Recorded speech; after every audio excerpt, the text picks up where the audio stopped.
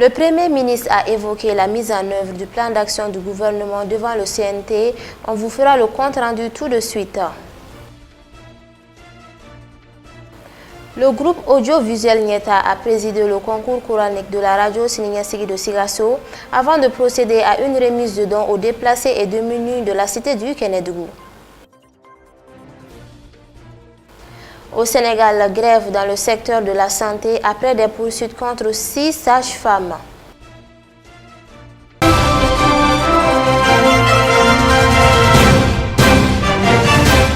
Très heureuse de vous retrouver, mesdames et messieurs, bonsoir et bienvenue dans cette édition. Comme annoncé, le Premier ministre a apporté des réponses aux interrogations des membres du CNT dans le cadre du plan d'action du gouvernement. Dr Choguel Kokala Maïga a édifié l'opinion nationale sur les acquis de la transition et la suite du processus. Elles sont relatives au chronogramme électoral, à la montée en puissance des FAMA, aux sanctions illégales, illégitimes et inhumaines de la CEDEAO, l'école, la santé, le panier de la ménagère. Le Premier ministre, Dr Choguel Kokala Maïga, était hier face aux membres du Conseil national de transition au Centre international de conférence de Bamako. Plus de 5 heures marquées par les questions sans concession des membres du CNT et les réponses apportées par le chef du gouvernement. L'essentiel des préoccupations en lien avec la mise en œuvre du plan d'action du gouvernement ont été vidées. Les préoccupations soulevées reflétaient les sentiments et les ressentiments de la grande majorité des Maliens sur la mise en œuvre de ce plan dont les 4 axes avaient été déclinés en ce même lieu en août 2021 par le Premier ministre. Sans doute, c'est dans les domaines de la défense et la sécurité que le bilan est le plus reluisant pour l'exécutif.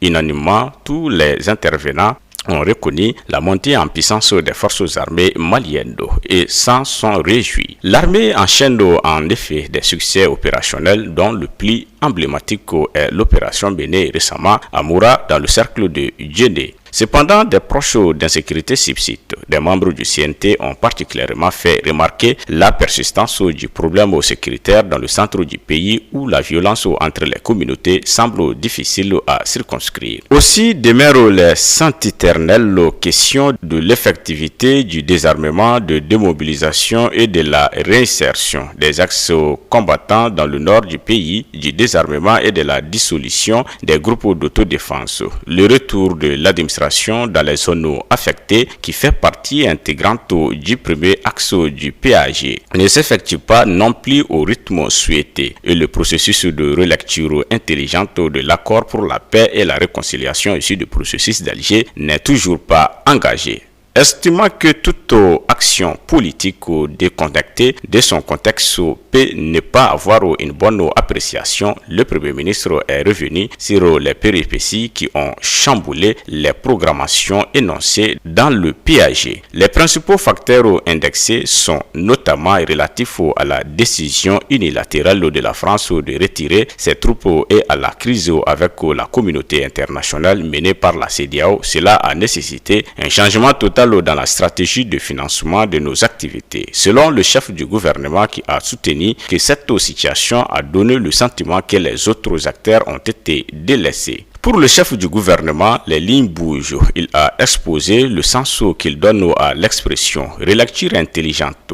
Elle sous-entend que nous fassions tout ce qui est possible pour nous entendre, sauf les actes qui peuvent conduire à la partition du pays. Dr Choguel Kokala Maïga a concédé que les discussions sur le processus butent sur un manque de volonté de certaines parties prenantes qui n'arrivent pas à fournir les quotas à elles octroyés dans le cadre du DDR accéléré. Il espère cependant que les blocages seront levés à la faveur des rencontres décisionnelles annoncées pour les semaines à venir. Après le retrait de Barkhane, la MINUSMA devient un partenaire stratégique. Nombre de membres du CNT ne perçoivent pas l'intérêt de cette mission dont le mandat sera certainement renouvelé en juin prochain. Bien qu'il ne faut pas s'attendre à un changement notable de son mandat, certains pays contributeurs laissent entendre qu'ils vont réévaluer le niveau de leur participation en raison du retrait de la force Barkhane, confié le Premier ministre Au demeurant, le gouvernement s'attelle à faire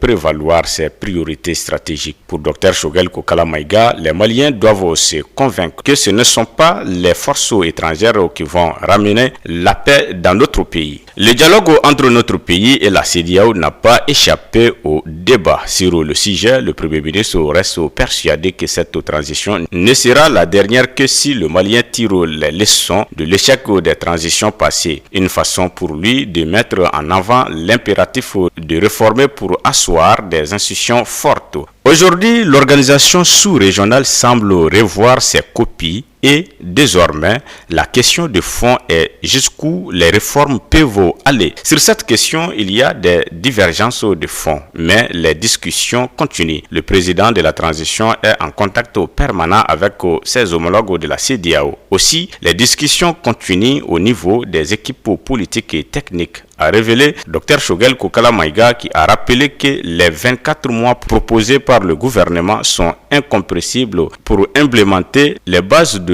l'irréversibilité du processus du changement. Le Premier ministre a informé que l'élaboration d'une nouvelle loi fondamentale est retenue comme l'une des actions prioritaires de la mise en œuvre du cadre stratégique de la refondation de l'État et de son plan d'action qui sont en cours d'élaboration. Également, des actes ont été pris concernant le comité indépendant de suivi et évaluation de la mise en œuvre des recommandations des assises nationales de la refondation. En effet, un décret portant création, organisation et fonctionnement de ce comité a été pris le 20 avril dernier. Cette structure sera composée de 15 membres. Le gouvernement s'attelle également à l'élaboration d'une stratégie de dépolitisation de l'administration. Le processus est bien avancé, a dit le chef du gouvernement. La bonne organisation des élections apparaît comme le baromètre de la réussite de la transition. Or, à ce jour, très peu d'actions sont entreprises et les membres du CNT ont estimé que la transmission à l'organe législatif du projet de loi portant loi électorale ne peut nullement être considéré comme synonyme de création de l'organe unique chargé des élections. Mais pour le Premier ministre, c'est déjà un pas dans l'organisation des prochaines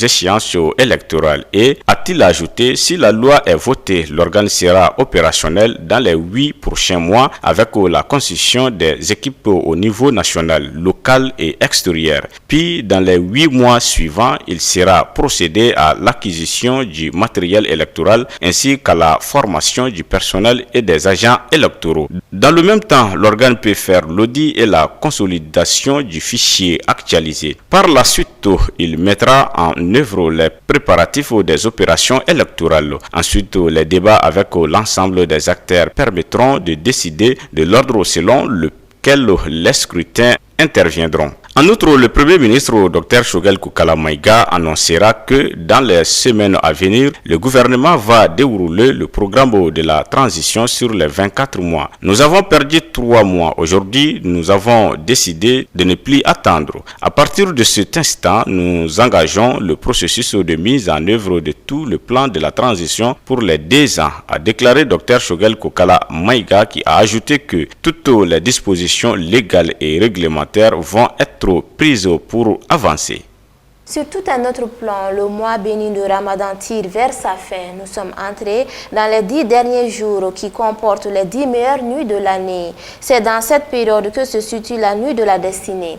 À cet effet, Dr Imam Ousmane Salou Traoré nous parle des mérites de ces 10 derniers jours du mois de Ramadan.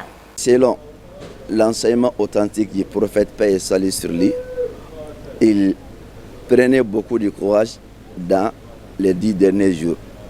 Car il nous a dit dans un hadith que les choses sont comptées par leur finition. Cela veut dire, si la chose est finie sur la bonne voie, cela veut dire que cette chose-là est une bonne chose. Donc les comptes des choses sont faits par leur finition. Ça, c'est une parole authentique du prophète paix et salut sur lui. Pour cela, nous sommes bientôt en fin du mois de Ramadan. On doit suivre la voie du prophète, on doit l'imiter sur sa voie. Et en imitant le prophète paix et salut sur lui, dans les 10 derniers jours, on doit augmenter le courage. Le courage dans les bienfaits, par les prières et par la charité. et par la lecture du Saint-Coran. Et le prophète paix et salut sur lui faisait une retraite spirituelle dans les 10 derniers jours. Une retraite spirituelle dans laquelle il déménageait à la mosquée pour prier Allah et pour faire beaucoup d'adoration. Donc, tout le monde doit l'imiter et tout le monde doit suivre le chemin du prophète, paix et salut sur lui, dans les 10 derniers jours pour pouvoir bien en profiter. Et j'ai prié Allah subhanahu wa ta'ala qu'il nous donne le courage et la bonne santé pour pouvoir bénéficier ces 10 derniers jours par des adorations, qu'Allah accepte toutes nos œuvres. Je vous en parlais dans les titres. La radio Sininyestigui, la voix de Nieta, a organisé son traditionnel concours de lecture du Saint-Coran à Sikasso. Pour cette 4e édition, les organisateurs ont exprimé leur joie suite à la bonne tenue du concours. Au cours de cette cérémonie, le groupe audiovisuel Nieta a reçu une distinction pour ses efforts envers le progrès de la religion musulmane. Suivons les détails.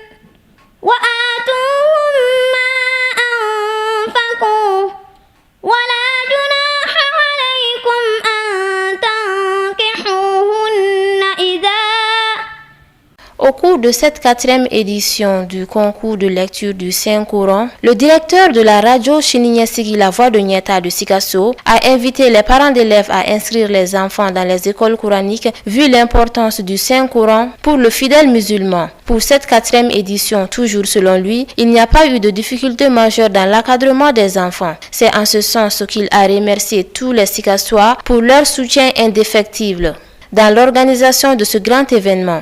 Au cours de cette cérémonie, le 2e gagnant a exprimé toute sa joie. Il a invité tous les uns et les autres à apprendre à lire le Saint-Coran et a invité tous les élèves des écoles coraniques de serrer la ceinture dans leur apprentissage.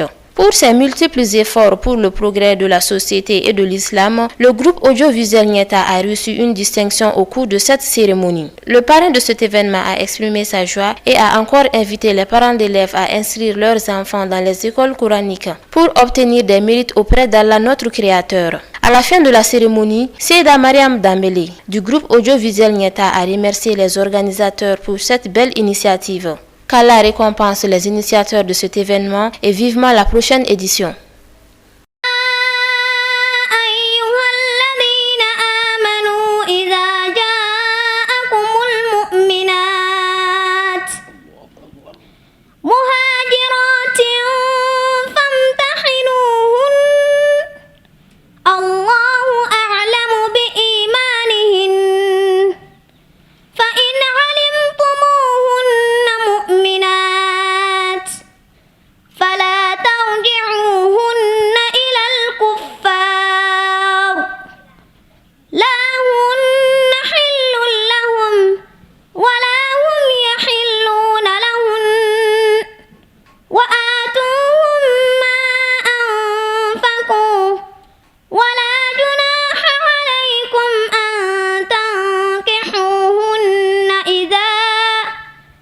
Je vous en parlais également dans les titres. Plus de 60 déplacés et ménages démunis ont bénéficié hier jeudi 21 avril à Sikasso des dons de vivres. Chaque ménage a reçu un sac de riz de 50 kg.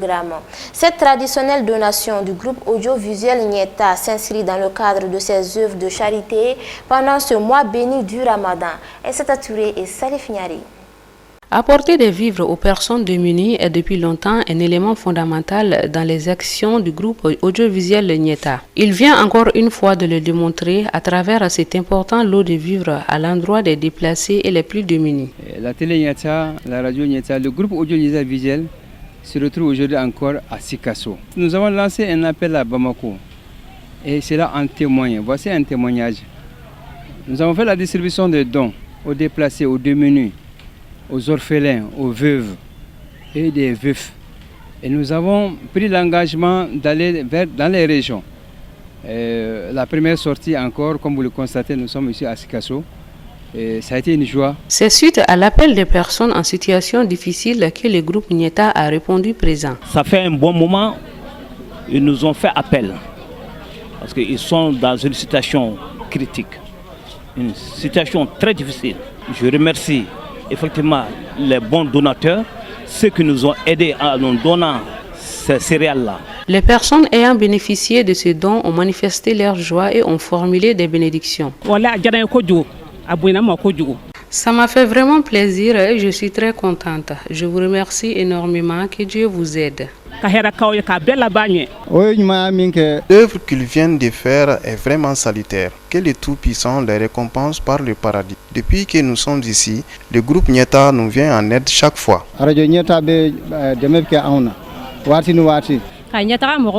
Je salue tout le personnel de Nyeta, que Dieu leur aide dans tout ce qu'ils vont entreprendre.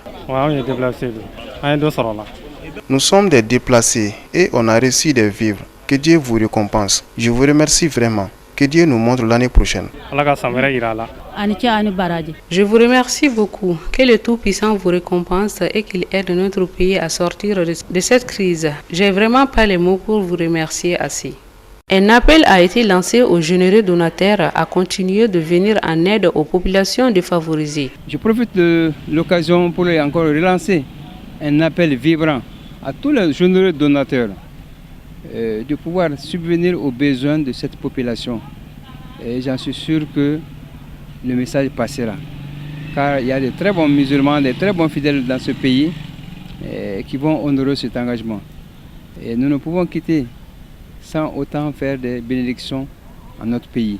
Nous prions Allah, subhanahu wa ta'ala, de par sa clémence, de nous venir au secours, de venir à notre secours, de nous aider. Une grande bénédiction a mis fin à cette cérémonie de remise de vivres aux déplacés et aux plus défavorisés. Allahumma inna nas'aluka ya Allah an tarhamana rahmatan tughnina biha ar-rahmati man siwak bifadlika wa judika wa karamika ya akramal akramin wa sallallahu ala nabiyyina Muhammad wa ala alihi wa sahbihi ajma'in walhamdulillahi rabbil alamin.